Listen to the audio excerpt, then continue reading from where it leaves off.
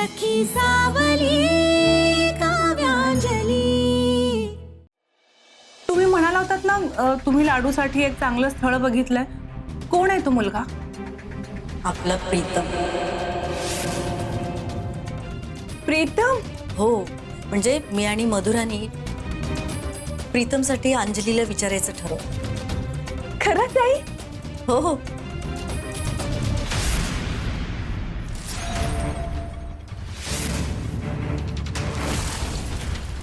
का गो, तुला नाही आवडलं का?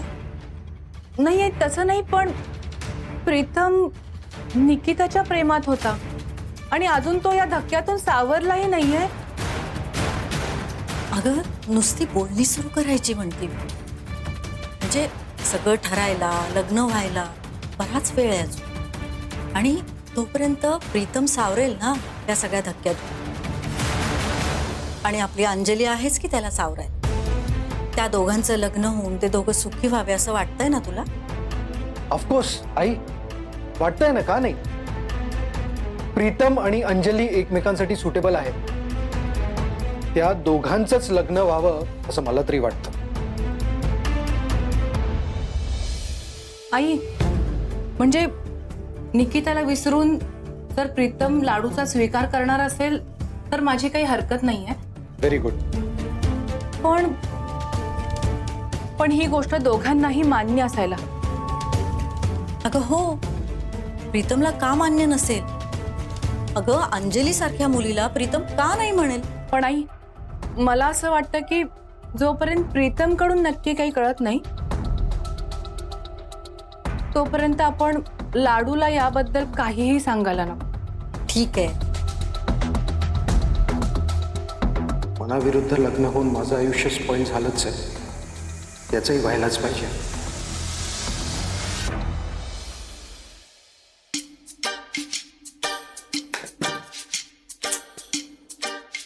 आता तू सुद्धा असं वागणार आहेस माझ्याशी? एक ती काव्या अंजलीचा एवढा पुळका आलाय की मला शिक्षा केलीये। स्वतःच्या आईशी वागतं असं कोणी? करतच नाही मी काय। काम चालू राहू देत, हा लक्ष आहे माझं।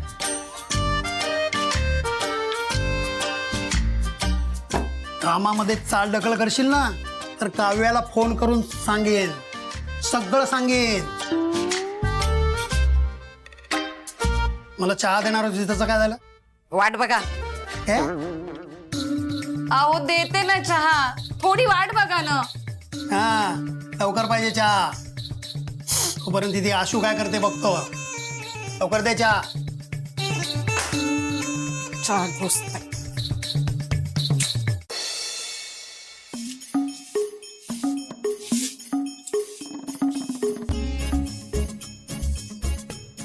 आशू अगं असं नाही निघत की, माझ्याकडे झाडू दे। अंजली एक मिनिट, तिलाच काढू दे केर। अंजली तुला अक्काईने काय बजावलंय आठवतंय? आणि यांना जर कामात मदत केलीस ना तर माझ्याशी गाठ लक्षात ठेव।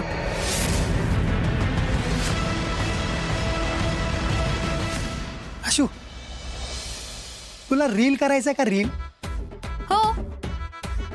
हो एक छान डान्स करशील का? हो करीन मी।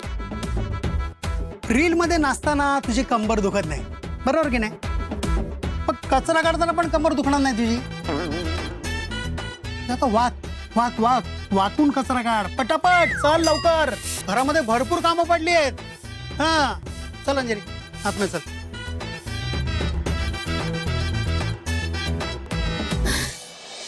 ये अंजली बस। काका ऐका ना, काकू आणि आशू सगळी कामं करतात आणि मी काहीच करत नाही। मला ना खूप विचित्र वाटतंय। काहीही वाटायची गरज नाही, तर शेवटी सवय व्हायला पाहिजे ना। आता घरातली सगळी कामं तूच करतेस, आता उद्या तुझं लग्न झाल्यानंतर तू येणारच इकडे कामं करायला। उद्या अश्विनीचं लग्न होईल तर सासरी जाऊन तिकडे काय रील करणार आहे? त्यामुळे तिला शिकलंच पाहिजे, शिकू दे। या आयताचा डोसा, चहा डोसा तिला दे। अगं अशी डोळे फाडून काय बघतेस? चहा अंजलीसाठीच सांगितला होता. दे तिला. हिला चहा मी द्यायचा? हो, तू चहा द्यायचास. काव्यानं तुला काय सांगितलंय? अंजलीची बर्दास्त ठेव. ठेवावीच लागेल. देतेस का काव्याला फोन करू? काका जाऊ दे ना. हे बघ, तू काही बोलू नकोस. हे चहा दे. आणि बाई सुनंदा, नुसता चहा दिला म्हणजे सगळं झालं असं नाही, तर दिवसभरातली सगळी कामं तुला करायची आहे.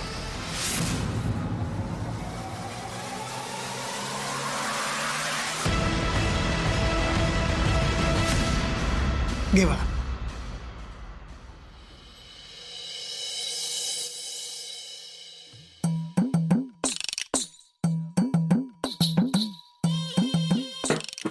आई आई आई अंग दुखतंय. हे घे ना केअर काढ. मला नाही जमत आहे ग. माझ्यात काय धातीचं बळ आलंय? सकाळपासून बघ हे किती कपडे धुतलेत, बादलीत बघ.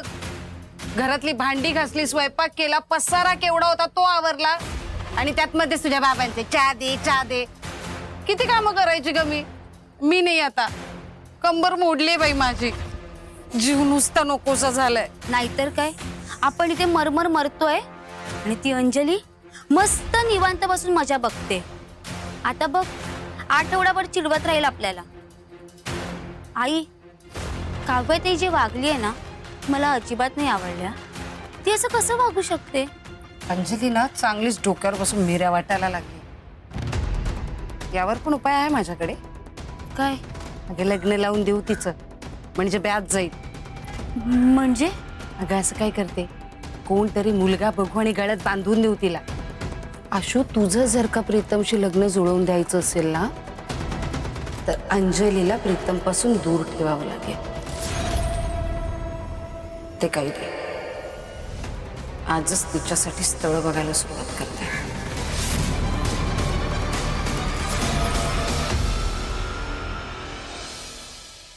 प्राचू, अगं थांब, वेणी घालू दे, शाळेत जायचंय. ये इकडे. नाही, माझी वेणी आज डाडूच बांधते. अगं हा काय हट्ट आहे? जमणार आहे का त्यांना? तू बस, मी पटकन बांधून नाही देते. नाही, डाडूच बांधतील. माझी मैत्रीण आहे ना शर्वरी, तिचे बाबा तिला दररोज वेणी बांधून देतात. मला पण तिला दाखवायचं की माझे डाडू पण माझी वेणी बांधू शकतात. हे बघ, उगीच आगाऊपणा करू नकोस. काय चाललं? उशीर नाही. काव्य काव्य, अगं ओरडू नकोस तिला. प्राचू बाळा, शाळेत जायचं आहे ना, हा असं नको करू. वेणी बांध. ऐकतच नाहीये ते, तुम्ही सांगा ते. ऐकेल ऐकेल ऐकेल. आपल्याला शाळेत जायचं आहे ना, हा उशीर होतोय. वेणी बांधून घे. वेणी नाही डाडू, तूच बांधशील माझी वेणी. शर्वरीचे बाबा तिला वेणी घालून देतात. प्राचूचे बाबा पण वेणी घालू शकतात. बाबा, तू आज वेणी घालून दाखव. तुझं काय रे? हा?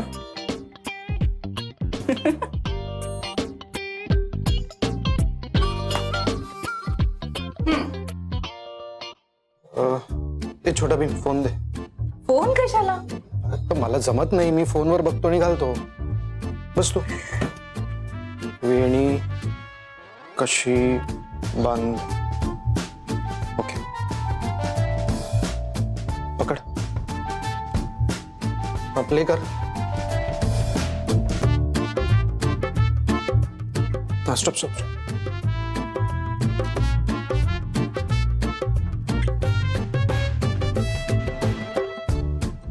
अरे रिवाइंड कर ना. अरे पॉज तर कर. काय विश्वजित सर तुझ्या कंट्रोलमध्ये आले ना, की त्यांच्या बायकोला त्यांच्या स्पेसमधून काढून टाकायचं. त्यांच्या मुलांना टाक बोर्डिंगमध्ये, आणि मग उरले कोण? त्यांचे आई वडील. ते काय म्हातारे झाले, किती दिवस जगणार आहेत ते दोघं. मग राहिलं कोण? तुम्ही दोघंच. काव्या, माझ्या स्पेसमध्ये घुसून इंटरफेअर करायला लागली असतो. आता मीही तुझ्या स्पेसमध्ये घुसणार.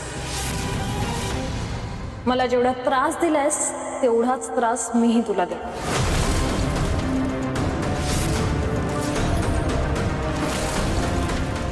काव्याच्या स्पेसमध्ये कसं शिरायचं ते मला माहित. आणि विशूचा वीक पॉइंट सुद्धा.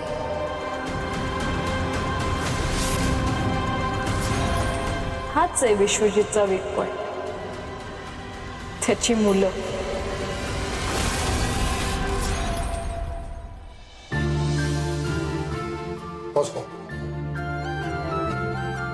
आज हे काय नवीन चाललंय? लेकीचा हट्ट.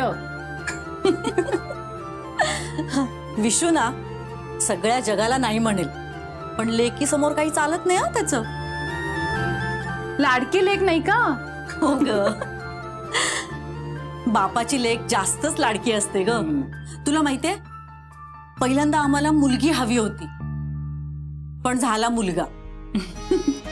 पण लग्न करून तू जेव्हा या घरी आलीस ना, तेव्हा आमची इच्छा पूर्ण झाली. म्हणून तर आम्ही तुला सून कमी मुलगी जास्त मानतो. बर का रे मुलांनो, तुम्हाला एक बाबाची गंमत सांगते. तुमचा बाबा जेव्हा लहान होता ना, तेव्हा त्याचे केस खूप लांब होते आणि मी त्याच्या वेण्या बांधायचे.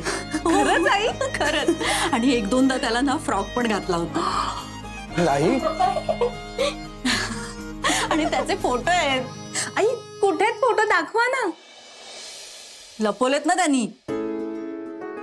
अहो दाखवा ना फोटो, कुठे आहेत? खोटं बोलते ती, असं काही नाही. विशू, पण नाहीये फोटो, खोटं बोलते ती आई.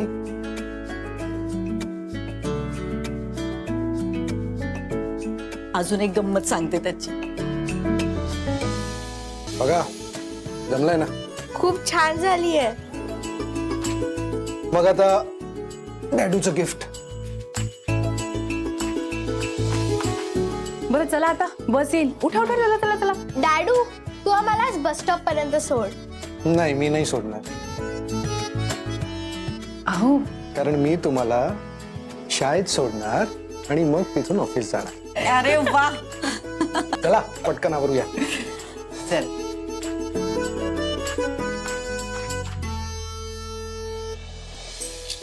चला बाय, मी जाते. अगं जाते नाही, येते म्हणावं. किती वेळा सांगायचं तुला? अरे काय जाते येते, त्याचं मिनिंग सेमच असतं ना. येते म्हणलेलं चांगलं असतं. हो, आणि तुम्ही दोघांनी ना आज संध्याकाळी लवकर घरी यायचंय. आज आपल्याकडे जीवतीची पूजा करायची आहे. तुम्हाला दोघांना ओवाळायचंय. म्हणजे आम्हाला गिफ्ट मिळतील.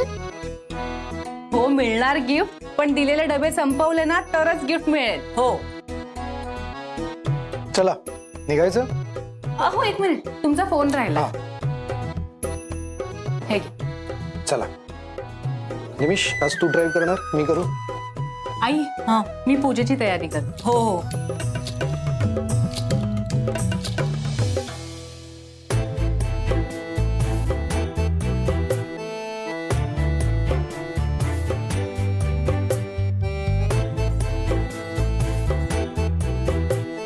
अगाई काय झालं, थांबलीस का? टाक ना मीठ. मीठ नाही, विषच कालवावंसं वाटतं कार्टेच्या जेवणात. पण काय करणार, नाईलाज आहे ना. बरं ते टाकते एवढं.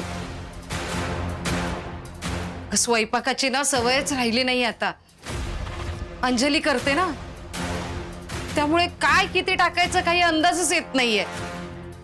आता हे केलंय खरं, पण त्या कार्टीने मुकाट खाल्लं पाहिजे, नाहीतर पुन्हा काव्याकडे जाऊन तक्रार करायची. अगं तू बघत काय उभी आहेस? पीठ मळायला घे ना. मी नाही पीठ वगैरे मळणारा, माझे हात खराब होतील. हा? पीठ मळून हात खराब होत नसतात. अगं ती अंजली बघ, स्वयंपाक करून प्रीतमसाठी डबा घेऊन जाते. मग तुला काय धाड भरलीये? चल आवरायला घे पटपट. घे म्हटलं ना, चल. काव्याला परत कळलं ना, वेळेत आपलं सगळं उरकलेलं बरं बाई. 2 वाट्या घे.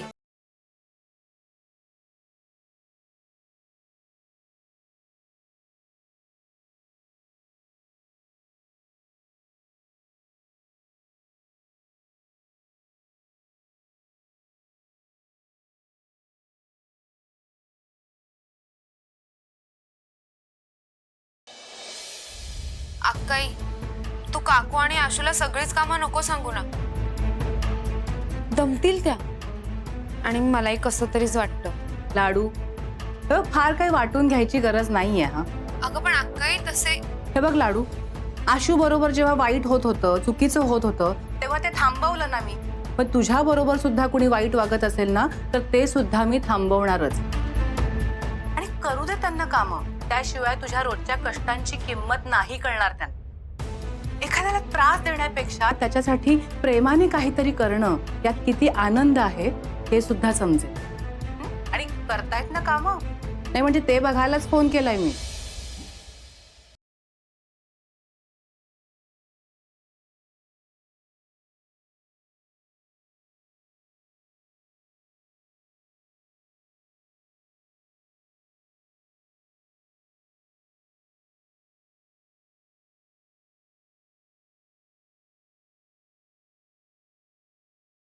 आशू, अगं काय हे कार्टे, अगं एवढं पाणी टाकतात का? अगं तू काम वाढवायला बसलीयस का? इथे काव्याला कळलं ना तर परत ती माझं. आई काय ग सारखी तिची धमकी देत असते? एवढं काय सिरियसली घ्यायचं तिला? अगं घ्यावं लागतं. काल मला किती बोलून गेले पाहिलंस ना. बोलणार नाही तर ती माझ्याशी, आणि तिच्याशी संबंध बिघडवून आता चालणार नाही मला. तुझं आणि प्रीतमचं लग्न व्हायचं असेल ना तर काव्याचीच मदत होणार आहे मला. म्हणून हे 8 दिवस सगळं स्वयंपाक वगैरे करायचं, नाटक करायचं. ते म्हणतात ना, सुसरीनबाई तुझी पाठ मऊ, असं तोंड देखलं करायचं. म्हणजे आपल्याला हवं ते करता येतं. काय हवं ते करता येईल आई?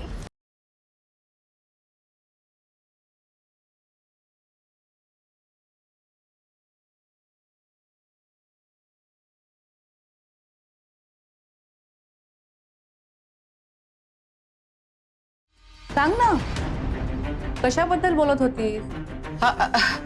स्वयंपाक स्वयंपाक कुणाला काय हवंय ते हे करता येईल. आशू म्हणत होती की आमची ही सगळी कामं उरकली ना की आम्ही जरा. नाही आई, अजिबात कंटाळा करायचा नाहीये.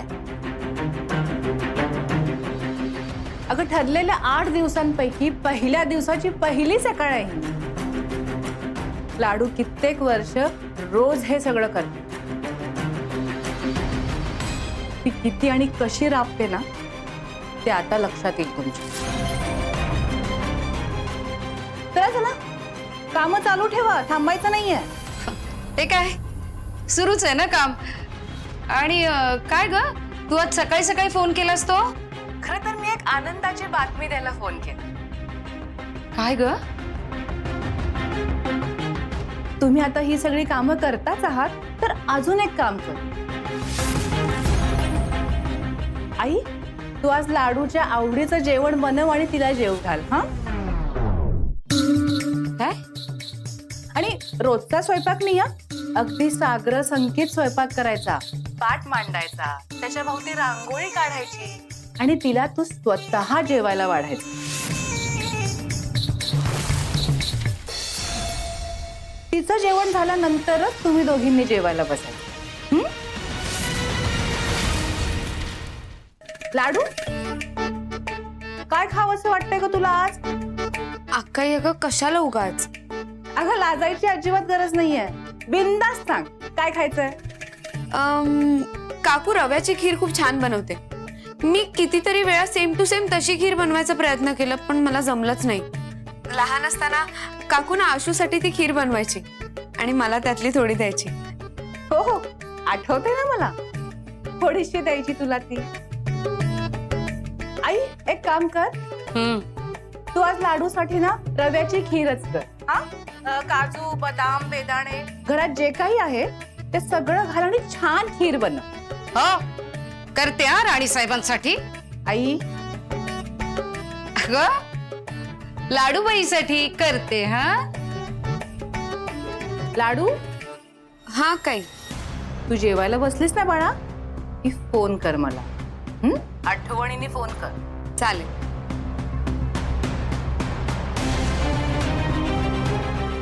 काकू मी जरा माझं आवरते, दुपारी दुकानात जाऊन ये.